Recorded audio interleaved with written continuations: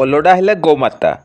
15 ଦିନ ମଧ୍ୟରେ ଗାଡ଼ି ଧକ୍କାରେ ମଲେଣି 15ରୁ ଉର୍ଦ୍ଧ୍ୱ ଗାଈଗୋରୁ।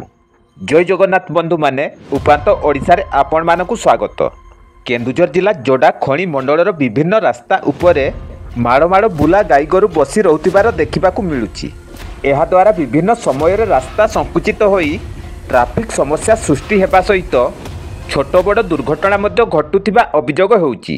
ସେହିପରି ବିଭିନ୍ନ ସମୟରେ ଗାଡ଼ି ଧକ୍କାରେ ଅନେକ ନିରୀହ ଗାଈଗୋରୁଙ୍କର ମଧ୍ୟ ପ୍ରାଣ ଚାଲିଯାଉଥିବା ପରିଲକ୍ଷିତ ହେଉଛି। ଗତ 15 ଦିନ ମଧ୍ୟରେ ଯୋଡ଼ା ଖଣି ଅଞ୍ଚଳର ବିଭିନ୍ନ ରାସ୍ତା ଉପରେ 15ରୁ ଉର୍ଦ୍ଧ୍ୱ ଗାଈଗୋରୁଙ୍କର ମୃତ୍ୟୁ ଘଟିଥିବା ସୂଚନା ମିଳୁଛି। ଗତ 18 ତାରିଖ ରାତିରେ ଯୋଡ଼ା ଫ୍ଲାଇଓଭର ରାସ୍ତା ଉପରେ ଶୋଇଥିବା ଗାଈଗୋରୁଙ୍କ ଉପରେ ଏକ ଅଜଣା ଟ୍ରକ୍ ମାଡ଼ିଯିବା ଫଳରେ 7ଟି ଗାଈଙ୍କର ମୃତ୍ୟୁ ଘଟିଥିଲା।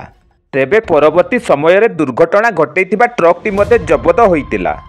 ଏହାର ପରବର୍ତ୍ତୀ ସମୟରେ 520 ନମ୍ବର ଜାତୀୟ ରାଜପଥ ଯୋଡ଼ା ବ୍ଲକ ଅନ୍ତର୍ଗତ ବିଲେଇପଦାଠାରୁ ରୁଗୁଡ଼ି ପର୍ଯ୍ୟନ୍ତ ଯାଇଥିବା ରାସ୍ତା ମଧ୍ୟରେ ପୃଥକ ପୃଥକ ଦୁର୍ଘଟଣାରେ 10ରୁ ଉର୍ଦ୍ଧ୍ୱ ଗାଈଗୋରୁଙ୍କର ଗାଡ଼ି ଧକ୍କାରେ ମୃତ୍ୟୁ ଘଟିଥିବା ସୂଚନା ମିଳିଛି। ତେବେ ଯୋଡ଼ା ଖଣି ଅଞ୍ଚଳବାସୀ ଦୀର୍ଘ ବର୍ଷ ହେଲା ଚାଷ କାର୍ଯ୍ୟଠାରୁ ଦୂରେଇ ଯାଇଥିବା ବେଳେ ଘରେ ପାଳିଥିବା ଗାଈଗୋରୁଙ୍କୁ ମଧ୍ୟ ଆଉ ଖୋଜୁନାହାନ୍ତି କିମ୍ବା ଘରକୁ ମଧ୍ୟ ନେଉନାହାନ୍ତି।